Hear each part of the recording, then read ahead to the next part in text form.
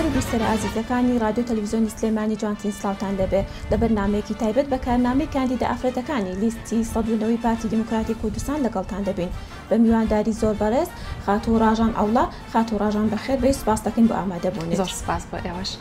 من ڕاژان ئەوڵام کاندیدی ژمارە 18 لیستی 190 میدیاکارم و چالاکوانم و بەرپرسی بەشی سۆشیال میدیای رادیۆ و تیڤی دەربازم. خۆشحاڵم کەمڕۆ لەگەڵ ئێوە ئامادەم. دووبارە بەخێر بێ. وەکو خانمێک چۆن بوو بیرتان لەوە کردەوانی خۆتان بەربژێر بکەن و لەسەر لیستی 190 پارتی دیموکراتی کوردستان؟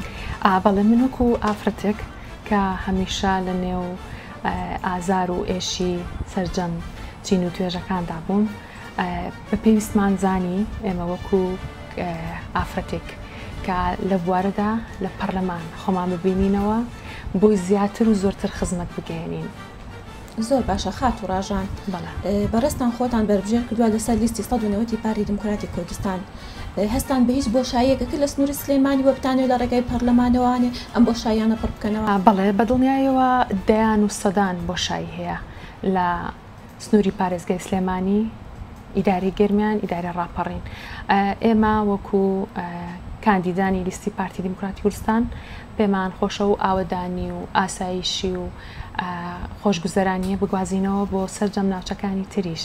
بەدڵنیاییەوەکو خۆشتان ئاگادارم دەبینن کە چەندین جیاوازی هەیە لێرەدا، هەم لە ڕووی هەلی کارەوە، هەم لە ڕووی خزمەت گوزاریەوە، لە ڕووی کۆچی گەنجانەوە. بێگومان ئەوانە هەمووی وایان کردووە کە خەڵکی ناڕازی بن بە تایبەتی لەم سنوورانەدا. خاتوو ڕاژان، ئەو خزمەت گوزارانی کە بۆ شاری سلێمانی ئەنجام دراوە تا چەند لە ئاست چاوەڕوانی خەڵکیدایە؟ بەدڵنیاییەوە هیچ لە چاو ئاستی ئەوەدانیە کە خەڵکی ئەم شارە چکە بەڕاستی غەدر لێکراوە. وەکو خۆتان دەزانن سنووری پارێزگای سلێمانی سنوورێکی بەرفراوانە، ئێرە بە شاری ڕۆشنبیری ناسراوە، هەم سەرجەم شارەکانی تر وەکو ئیداری ڕاپەڕین، ئیداری گەرمیان لە چاو تمۆحی ئەو خەڵکەدانیە کە خزمەت گوزاری و دەستی ئاوەدانی و هەلی کار دووبارەوە دەڵێمەوە، چونکە گەنجانی ئێمە پێویستیان بەکارکردنە بەڕاستی. بۆچی لێرە زۆرترین ڕێژەی بێکاری هەیە؟ بۆچی لە چاو شارەکانی تر بەو شێوەیە نییە؟ بە ئومێدین ئێمە بتوانین لە ناو پەرلەماندا داکۆکی کارێکی باش بین بۆ سەرجەم مافەکانیان، گەنجان، لاوان، ئافرەتان، قوتابیان، سەرجەم ئەو چین و توێژانی کە پێویستیان بێمە برا پێشمەرگە قارەمانەکان، ماڵی شەهیدان. بەڕاستی ئەوانە کە سوکاری شەهیدان ئێمە بە قوربانی و خوێن و هەوڵ و ماندووبوونی ئەوان کە لە ئێستادا ئەو ئازادیە و خۆشی و خۆشگوزەرانیەمان دەبینی لە کوردستان. زۆر باشە. بەشداریکردنی ئافرەتان چۆن دەبینین بە تایبەت لە کایە جیاوازەکان لە ناو پارتی دیموکراتی کوردستاندا؟ زۆر خۆشحاڵم کە دەبینم لە ئێستادا ئافرەتان لە زۆر بوار و لە زۆر کای سیاسیشدا بەشداری دەکەن. لە دوای کۆنگری چواردەی پارتیمان، پارتی دیموکراتی کوردستان، وەکو دەبینین کە جەنابی سەرۆک کە هەمیشە گرنگی زۆری بە ئافرەتان داوە کە ئێمە ئەو بوارەمان بۆ ڕەخساوە. بەڕاستی جێگەی خۆشحاڵی ئەوە من بەو پەڕی متمانەوە کە دەزانم حیزبەکەم، حزبی پارتی دیموکراتی کوردستان کە لەگەڵ ئافرەتانە هەمیشە هەوڵ دەدات ئێمە زیاتر بەرەو پێشەوە بڕۆین. بەڕاستی جێگەی دڵخۆشیە. ومێ دەکەم ئافرەتانیش بەهێز و تواناوە هەمیشە و هەموو کات سەربەرزانە، ئاشتی خوازانە بتوانن پەیام و دەنگی پارتی دیموکراتی کوردستان و حیزبەکان بگەێنن بە دروستی. زۆر باشە خاتوو ڕاژان، وەکو دەزانین بەڕێستان کەسێکی چالاکوانن و کار و پرۆژەتان زۆر بووە، کار و پرۆژەی خۆبەخشیتان زۆر بووە بە تایبەت بۆ ئافرەتان. چی بەڵێنێک بە ئافرەتان دەدەن و هەمیشە پشتگیریانە بن و بەردەوام ببن لەم کارە خۆبەخشیانی کە لە پێشتردا کردوتانە؟ بەڵێ، من بە پێویستم زانیوە کە خزمەت بگەێنم و هەمیشە ئەو ڕستەیە دەڵێمەوە و دروشمە دەڵێنەوە کە ئێمە خزمەتکاری میلەتی خۆمانین.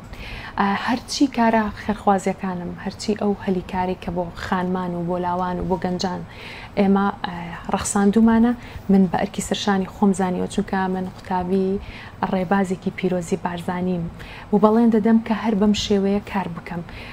من بوومەتە جێگەی متمانەی خەڵکی دەبەرەکەمان و ئیشەڵڵا دەبم بە جێگی متمانی سەرجەم شار و شارۆچکەکانیش ئێمە جیاوازی ناکەین لە نێوان هیچ شارێکدا ئێمە خزمەتکاری میلەتی خۆمانین هیوادارم هەر ئەو ڕاژانە بم کە وەکو چۆن هەمیشە کارە خێرخوازیەکانم هەڵمەتە خۆبەخشیەکانم کاری ڕێکخراوەییم ئەو لە هەمان کاتە دەستگیرتنی کۆمەڵێک ئافرەت بە تایبەتی چکە ئێمەی ئافرەت ڕاستە نابێت جیاکاری بکەین بەڵام زۆرترین کارمان لە پێناو ئافرەتان بووە زۆر باشە خات و ڕژان هەبوون ئەم ڕێکخراوانە تا چەند گرنگە و وەکو بەڕێستان لە نزیکە و ئاگادارن ئیشی چۆنتان کردووە بۆی ئافرەتان بێتە پێشەوانە و پشت بەخۆیان دەستن هەبوونی ئەو ڕێکخراوانە زۆر گرنگە چونکە زۆرینەی ئافرەتان ڕەنگە لە ماڵەوە پەرە بە دەستڕەنگینی خۆیان بدەن بە نمونە ئافرەتێکە لە ماڵەوە ئیشێک دەکات نازانێت چۆنی لە ڕێگەی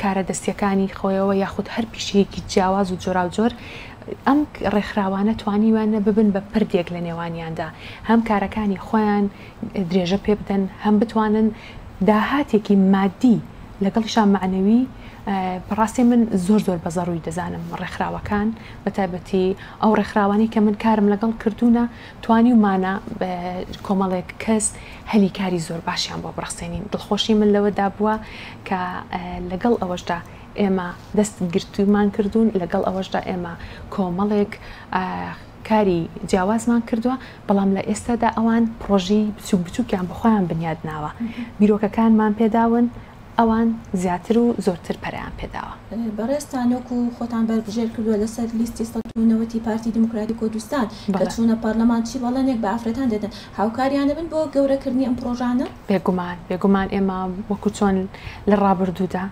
بەڵێنم بە ئافرەتان داوە کە هەمیشە داکۆکی کارێکی زۆر باش بم لەگەڵیان چونکە ئێمەی ئافرەت لە مەعانات و ئێش و ئازاری ئەوان دەگەین بەڕاستی لەبەرەوە من بە ئەرکی سەرشانی خۆمی دەزانم کە خزمەت بەسەر جەم چین و توێژەکان بکەم بەبێ جیاوازی خات و ڕژان کار و پرۆژەتان چی دەبێت بۆ کەمکردنەوەی ڕێژەی توندوتیژی وەکو دەزانین لە ماوەکانی ڕابردوودا ئافرەتان یاخود لە ماوەکانی ڕابردوودا زۆرترین ڕێژەی توندوتیژیان بەرامبەرکراوە هەر بە ئافرەتان و نەوەستاوە مناڵانیشی گرتووەتەوانێ بەڵێ ساڵانێکە من لە وارەدا ئیشم کردووە لە ڕووی کەمکردنەوەی توندوتیژی بە سیمینار و کۆڕ و کۆبوونەوەات و خول و ڕاهێنان و بەڵێن دەدەین ئینشاءڵڵا لە ئایندەدا ئیشی باشتر کاری جدیتر بکەین بۆ کەمکردنەوەی ئەو توندوتیژیانی کە بەرامبەر بە ئافرەتان دەکرێت لە سەرجەم ڕۆکانەوە بەرزنیە توندوتیژی جەستەی بێت دەرونی توندوتیژی ئابووریش دەور دەبینێت کە ئافرەتان بەڕاستی زۆرێکیان ڕووخاون لە ڕووی دەرونیەوە بێگومان ئێمە وەکو هەمیشە بەڵێنی ئەومان پێداون ئەوەی کە بە ئێمە بکرێت ئێمە خزمەتیان دەکەین ئەوە ئەرکی سەرشانی خۆمانە زۆر باشە خات و ڕژان دواوتە چییە لە کۆتای بەرنامەکە نزیک بووینەوە بە کورتی زۆر سپاسان دەکەم هیوادارم هەمووتان ڕۆژی بیستیدا بستنە سەر سندوقەکانی دەنگدان دەنگ بە لیستی پارتی دیموکراتی کوردستان 190 کە هەمومان تاوەکو لیستی پارتی سەرکەوێت کورد و کوردستان هەمیشە ئاوەدان و لە دەستێکی پارێزراودا دەبێت سەرکەوتنت بۆ خوازی بەڕێز خات و ڕژان کاندیدی ژمارە 18 لەسەر لیستی 190 پارتی دیموکراتی کوردستان سپاس کەمڕۆ لەگەڵمان زۆر سپاس بۆ ئێوەش مادوو نەبن دەستی هەموو لایەکتان خۆش بێت